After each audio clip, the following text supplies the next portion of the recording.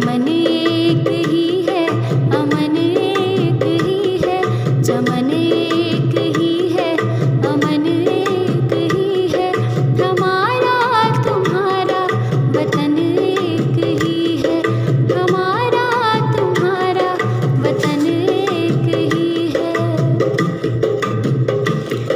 वही 9 महीने और कुछ दिन कहे हैं, वही 9 महीने और कुछ दिन कही है, सभी अपने माँ के गर्भ में रहे हैं, सभी अपने माँ के गर्भ में रहे हैं, जन्म एक ही है, मरण एक ही है, जन्म एक ही है, मरण एक ही है, हमारा तुम्हारा वतन एक ही है, हमारा तुम्हारा वतन एक ही है।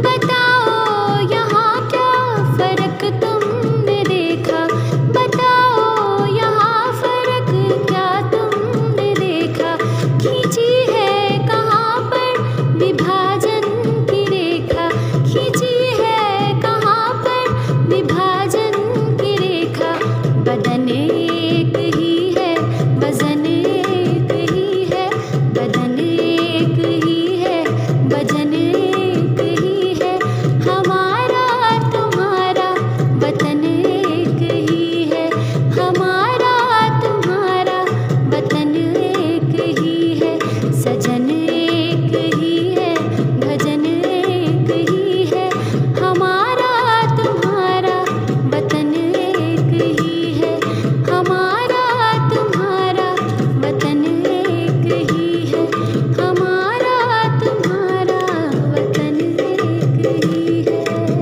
नमस्कार प्यारे बच्चों, जैसा कि हमने अपने बड़ों से सुना है, जाना है, पहचाना है कि अगर हमने सुविचार को अपनी जिंदगी में अपनाया तो हमारी जिंदगी के मायने बदल जाते हैं। तो आज का थॉट ऑफ द डे है, बड़ा सोचो, जल्दी सोचो, आगे सोचो। विचारों पर किसी का एकाधिकार नहीं है। In English we can say think big, think fast and think ahead. Think big, it doesn't mean कि you have to think about an elephant. You should be vast in your ideas. Think fast, you should be so quick so that you should be ahead in your life. You should be one step ahead in your life or in your path. So, आज का जो हमारा सुविचार था वो आपको समझ में आ गया होगा कि बड़ा सोचेंगे तो हमेशा हम आगे और उन्नति की तरफ बढ़ते जाएंगे। तो आज का सुविचार यहीं पे समाप्त होता है। आज का दिन आपका शुभ हो, इसी कामना के साथ नमस्कार। सभी का नमस्कार। आज का शब्द है काइंडली। इसका हिंदी अर्थ होता है कृपया या दयालुता पूर्ण। आइए इसे कुछ वाक्यों से समझते हैं। पहले इसे कृपया के अर्थ में देखेंगे। Kindly do as you are ordered. कृपया जैसा आदेश दिया जाए वैसा ही करें। अब दयालुता के अर्थ में देखिएगा वाक्य। Her neighbours spoke of her as kindly and hospitable.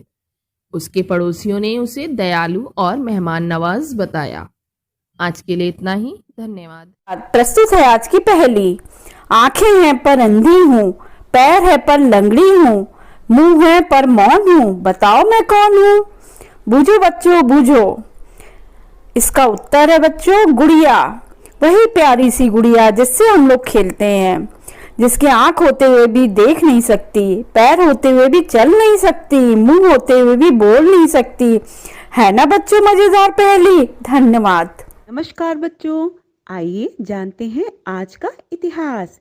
आज 16 जनवरी 1901 में आज ही प्रख्यात समाज सुधारक और स्वतंत्रता सेनानी महादेव गोविंद रानाडे का निधन हुआ था।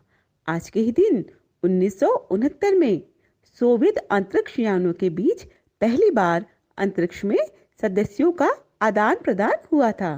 धन्यवाद। शुभ प्रभात।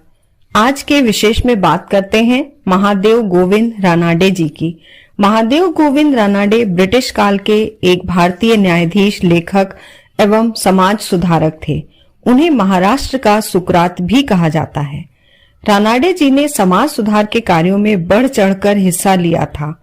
प्रार्थना समाज, आर्य समाज और ब्रह्म समाज का इनके जीवन पर बहुत प्रभाव था। धन्यवाद। सवेरे की नमस्ते।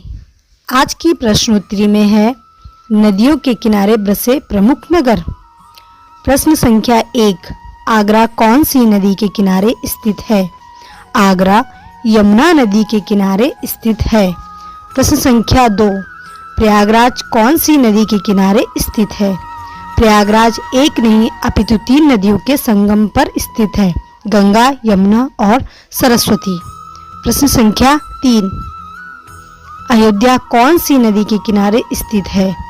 अयोध्या सरयू नदी के किनारे स्थित है।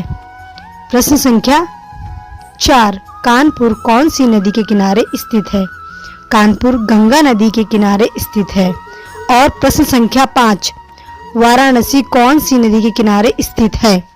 वाराणसी गंगा नदी के किनारे स्थित है। धन्यवाद। सुप्रभात प्यारे बच्चों, मैं लेकर आई हूँ आज का बाल गीत। चलिए देखते हैं आज का बाल गीत। पशुओं के दंगल में चला भेड़िया जंगल में, पशुओं के दंगल में चला भेड़िया जंगल में, जंगल में मंगल था छाया, जंगल में मंगल था छाया, सबने मिलकर शोर मचाया, सबने मिलकर शोर मचाया, बेचारा इतना घबराया, बेचारा इतना घबराया, छुप कर सोया कंबल में, छुप कर सोया कंबल में, सब पशुओं के दंगल में चला भेड़िया जंगल में, सब पशुओं के दंगल में। गुड मॉर्निंग बच्चों, आज की कहानी का शीर्षक है ऊंट की गर्दन। महाराजा अकबर बीरबल की हाजिर जवाबी के बड़े कायल थे। एक दिन दरबार में उन्होंने खुश होकर बीरबल को इनाम देने की घोषणा कर दी। लेकिन जब बहुत दिन गुजर गए और राजा को इनाम याद ही नहीं आया तो बीरबल परेशान हो गए। उन्होंने सोचा कि मैं महाराज को इनाम देने की बात याद कैसे दिलाऊं। एक दिन महाराजा अकबर बीरबल के साथ नदी के किनारे घूम रहे थे। वहीं पर उन्होंने एक ऊंट को भी घूमते देखा तो बीरबल से पूछा, बीरबल बताओ जरा कि ऊंट की गर्दन मुड़ी क्यों होती है। बीरबल ने सोचा महाराज को उनका वादा याद दिलाने का यही सही समय है, तो उसने जवाब दिया, महाराज ये भगवान की सजा देने का तरीका है। जो भी अपना वादा भूल जाता है भगवान उनकी गर्दन ऊंट की तरह मोड़ देते हैं। ये ऊंट भी किसी से वादा करके भूल गया है। तभी अकबर को अपना वादा याद आ गया और बीरबल को जल्दी से महल वापस चलने के लिए कहा। महल में पहुंचते ही बीरबल को इनाम देकर अकबर ने हंसते हुए पूछा, बीरबल अब तो मेरी गर्दन ऊंट की तरह नहीं मुड़ेगी ना। इस तरह बीरबल ने अपनी चतुराई से बिना मांगे अपना इनाम राजा से प्राप्त कर लिया। Thank you. नमस्कार, मैं प्रेम वर्मा। आज मोटिवेटर और सेल्फ का विषय है उन्नयन की बात।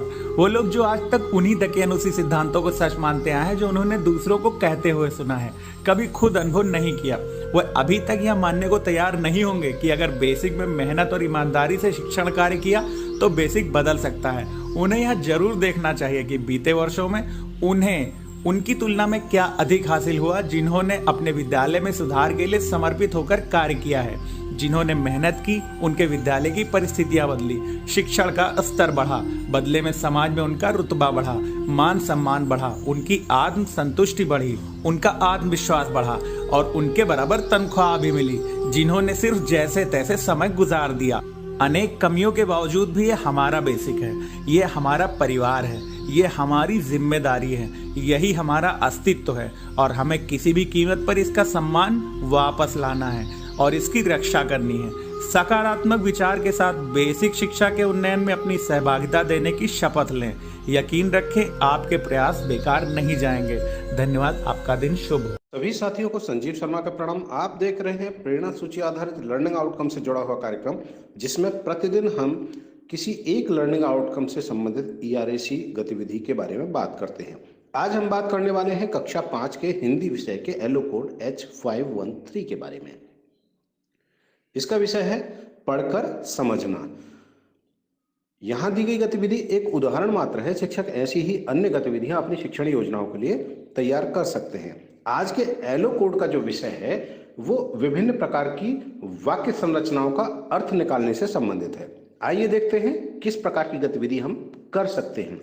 आज की गतिविधि के लिए सबसे ज्यादा आवश्यक यह है कि आप छात्रों को जिस पाठ को भी पढ़ा रहे हों उसका सस्वर वाचन अवश्य कराएं।